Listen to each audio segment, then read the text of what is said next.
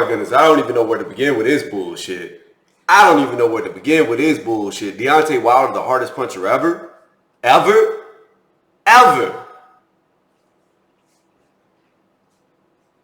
You know what this reminds me of? It reminds me of early 2000 YouTube, when everybody thought Kimbo Slice was the baddest man on the planet. Look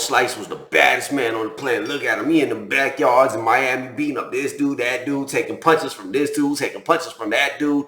And what ended up happening to Kimbo Slice? And God rest his soul, because I really liked him. He was a nice guy. But what ended up happening to Kimbo Slice when he got in there with professionals? He got knocked out by a guy who didn't even weigh 205 pounds with pink hair. He was taking punches by big dudes in the backyard who didn't know how to fight. I'm going to come to a point to this. He looked great against low opposition. When he stepped up in tier, and not even high tier, low tier for him, he fizzled out. He got beat.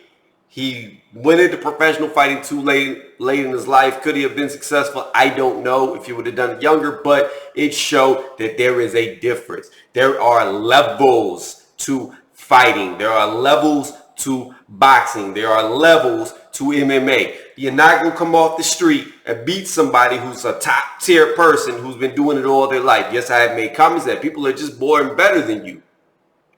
But people who have made it to the top are normally gifted too.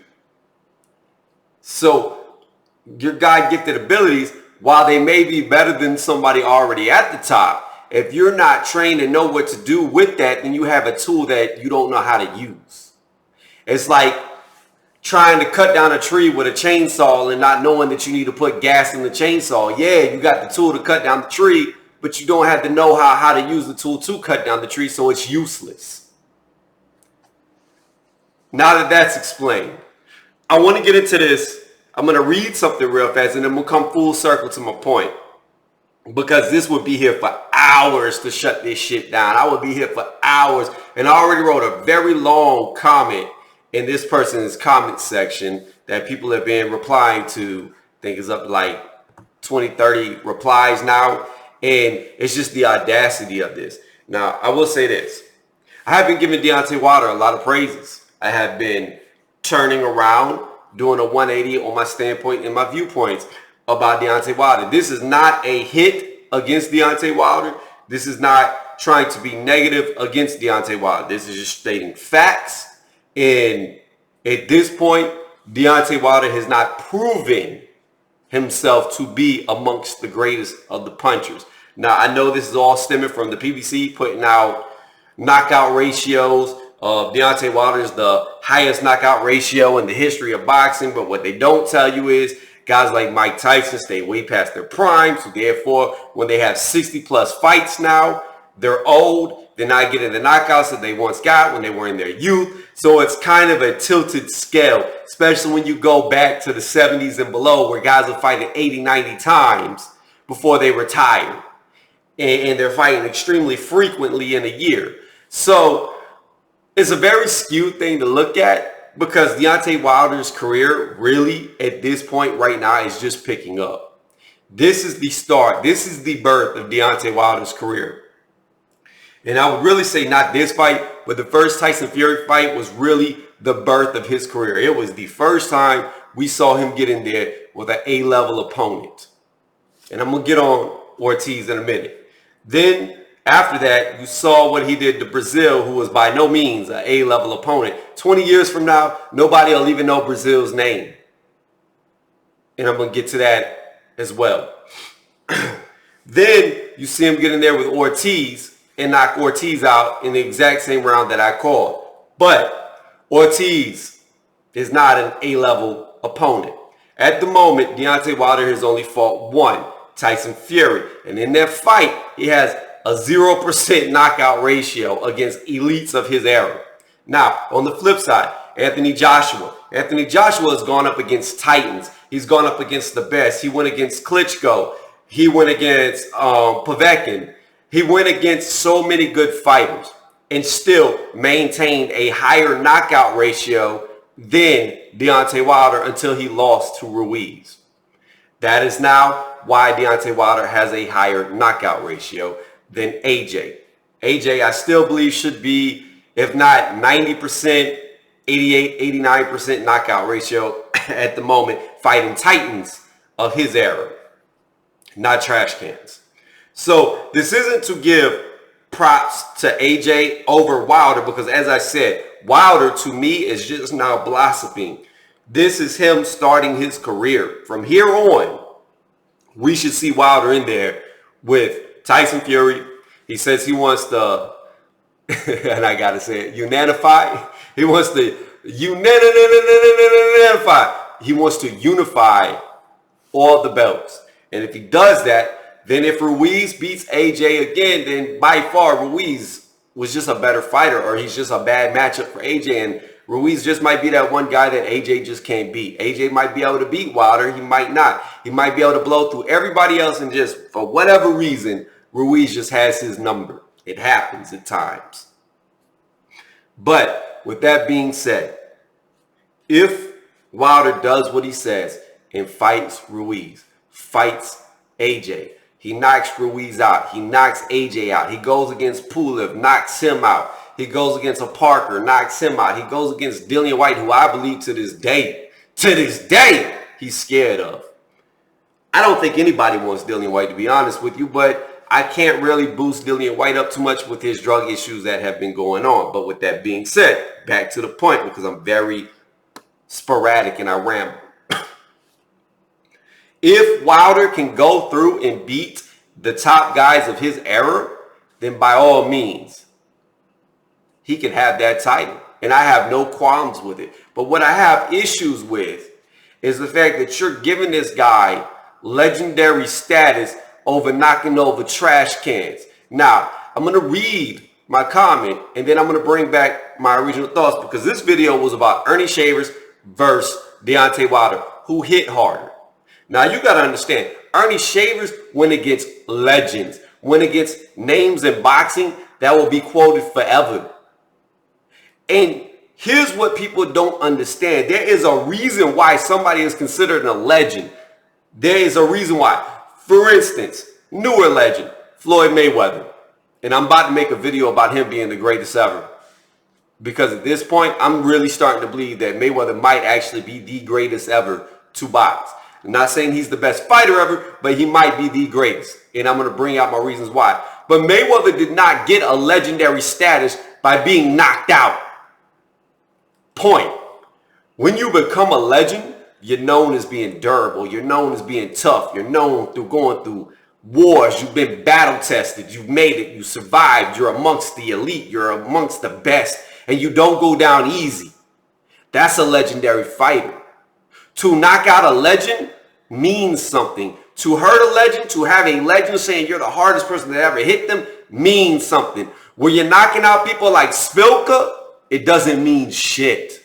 When you're knocking out Ortiz, it doesn't really mean shit when you consider that Ortiz is over the hill. He has a bad heart. He's actually been medically proven to not been fit to fight at times.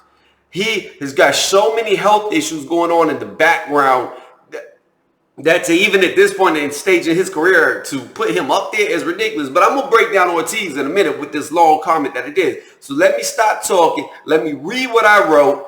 And then I'll come back with more original thoughts. Well, this was my original thoughts, but not red thoughts. So I say this. One, there is a reason why someone is known as a legendary fighter, which I went over.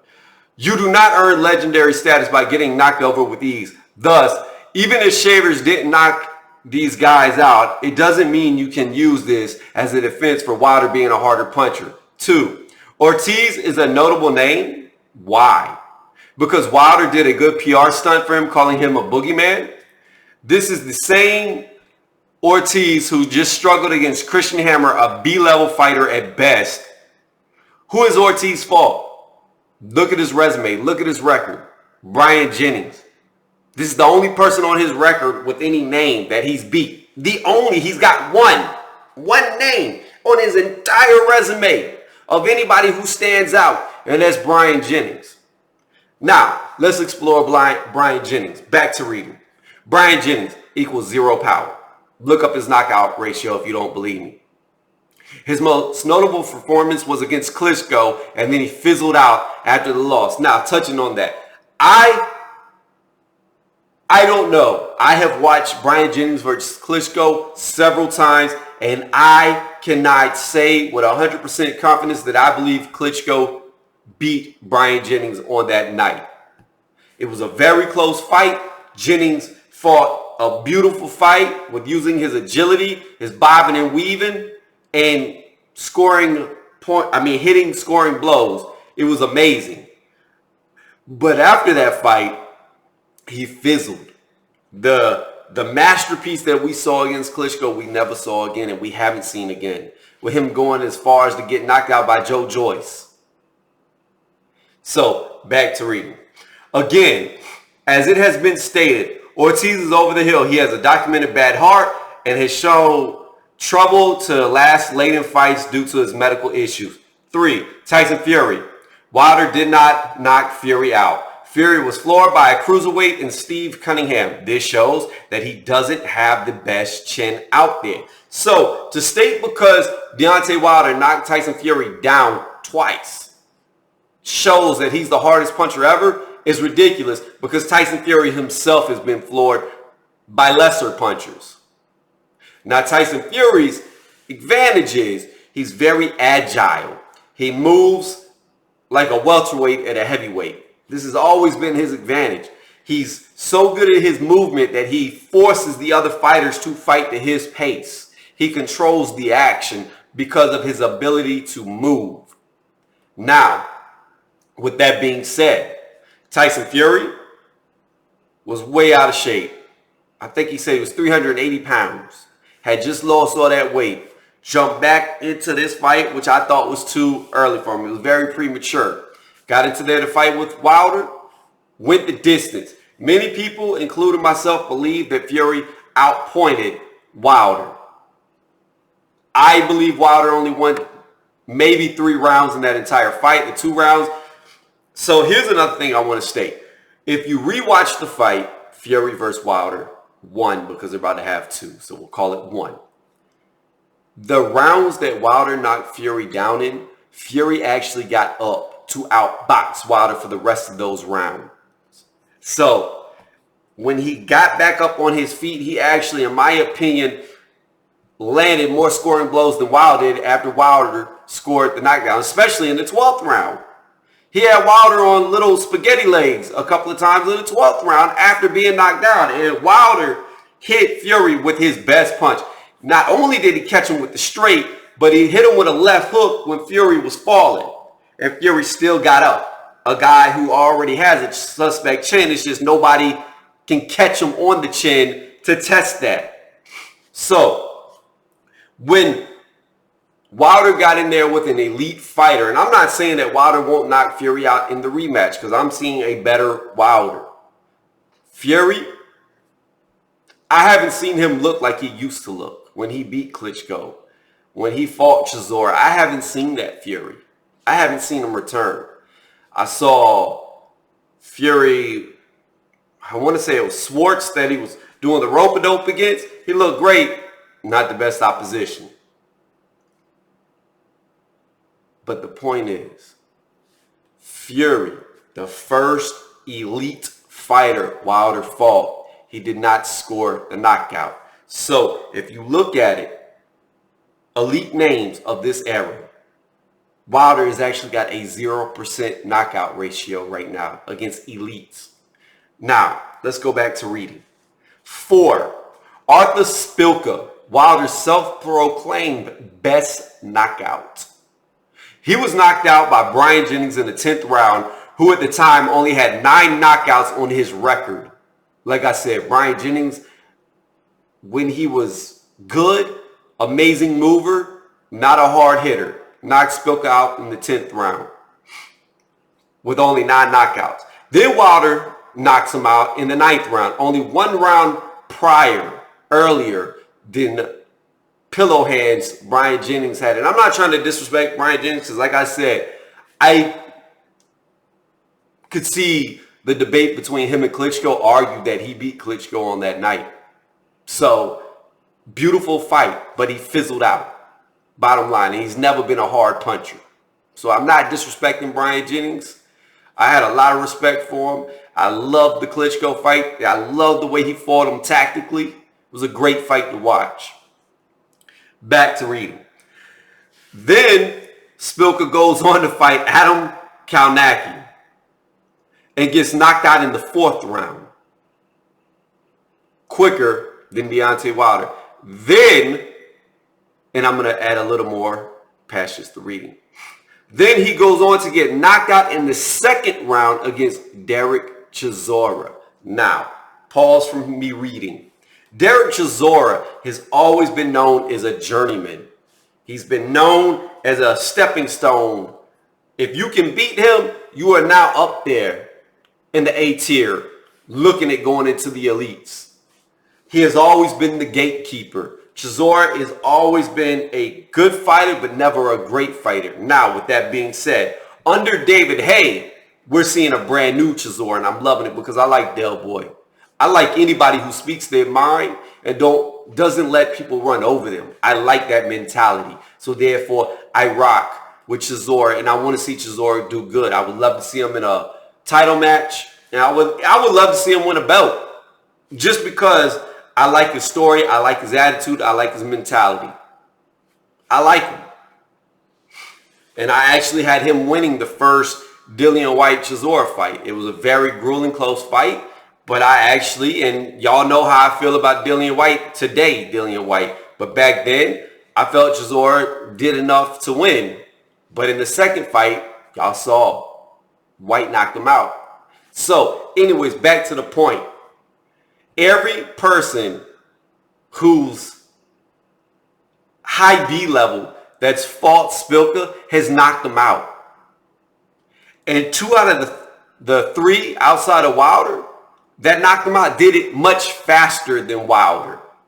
So that's already a negative going towards Wilder's powers. Now, I did a video way back comparing AJ, when AJ was still undefeated before Ruiz, to Wilder about who hits harder.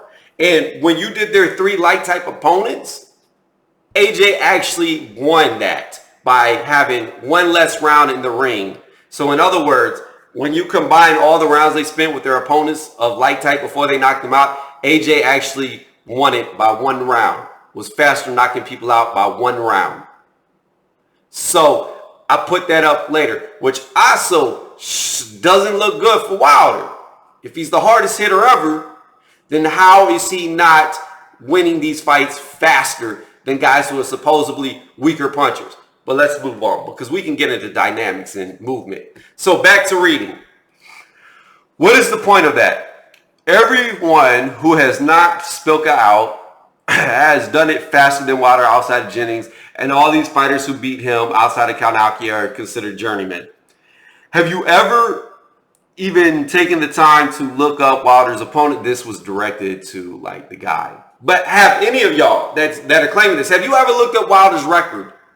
And when you look at the names of people he beat, clicked on those names and seen who they beat?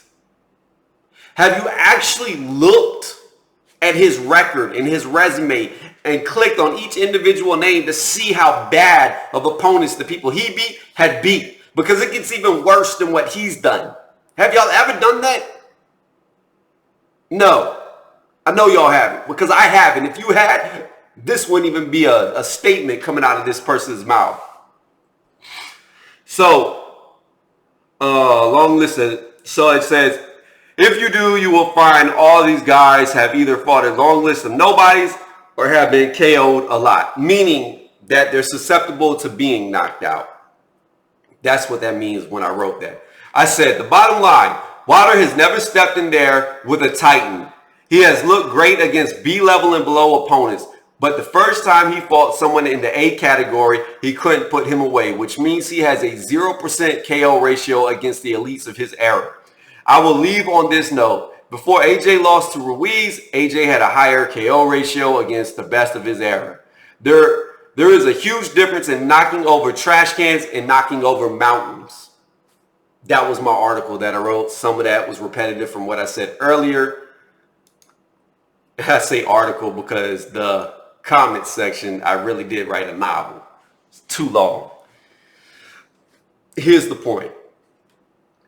Deontay Wilder is looking great. Deontay Wilder against this Ortiz fight that he just had was the best Deontay Wilder I've seen. I came to Deontay Wilder's aid, even though he doesn't need me, to say that all the journalists writing that he was being outboxed are stupid. They don't know what they're talking about. Wilder fought the perfect fight. Wilder gave away the early rounds like I said he should, waited for Ortiz's legs to slow down, and the way that he set up with the blinding jabs like this, the feint, and then the straight, the way he set up that knockout was beautiful. It's the best technical Wilder I've ever seen. And I also said this would be a scary Wilder if he can get his feet underneath him as far as boxing like this, because this Wilder was great. Can this Wilder beat the current day Tyson Fury? Maybe. I believe Tyson Fury doesn't want the rematch. I've said that several times. But the point is, as I'm going on a tangent to get back to what I'm trying to say, Wilder looks impressive knocking people out, but he hasn't knocked anyone out of notoriety. 20 years from now, you will not remember the name of Spilka. You will not remember anybody he has knocked out. I guarantee you, you walk up to most boxing fans and ask them, name the last 10 people Deontay Wilder's fought going backwards from most recent to oldest, and nobody will be able to do it, because they're that forgettable. So I'm not, again, trying to bash on Deontay Wilder. Again, I will restate for like the third or fourth time now. Deontay Wilder looked great. He looks like he's improving. I believe this is the birth of the real Deontay Wilder's career. I believe Deontay Wilder's hitting his stride. But he has not earned,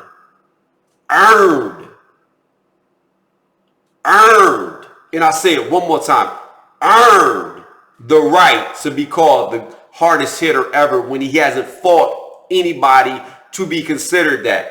From here on, if he goes, knocks out Tyson Fury, knocks out Ruiz, AJ, whichever one wins, if he actually fights them. He goes on to knock out Dillian White, goes on to knock out Pulev, goes on to say, I don't know if Povetkin will even still be around there, goes on to knock out Joseph Parker, goes on to knock out every person they put in front of him on the upper level, then by all means, he should be called the hardest hitter ever. But at this moment, at this point in time, to call him that is disrespectful to the sport of boxing. It is disrespectful to all the fighters before him who fought the best of the best when they were their best. It is disrespectful beyond belief, and I can't even believe somebody who has a passion for the sport would even make an audacious statement like that. Ridiculous. And on that note, I'm done with this long fucking video.